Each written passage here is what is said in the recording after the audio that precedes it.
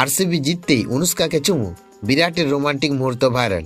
বন্ধুরা, আপনারা যদি দেখতে চান তাহলে ভিডিওটি শেষ অবধি দেখতে হবে। চ্যানেলটিকে সাবস্ক্রাইব করে একটা লাইক দিতে হবে এবং নোটিফিকেশন বেল আইকন দাবাতে হবে। চলতি ইন্ডিয়ান প্রিমিয়ার লিগ 2026-এর শুরুটা দারুণভাবে করলো রয়্যাল চ্যালেঞ্জার বেঙ্গালুরুর চিন্নাস্বামী স্টেডিয়ামে তারা সানরাইজার্স হায়দ্রাবাদের বিরুদ্ধে 202 রানের টার্গেট তাড়া করে মাত্র 16 ওভারে 6 উইকেটে জয় ছিনিয়ে নেয়। এই ম্যাচে দুর্দান্ত পারফরমেন্স করে নজর কাড়েন বিরাট কোহলি। ওপেন করতে নেমে কোহলি 38 বলে অপরাজিত 69 রান করেন।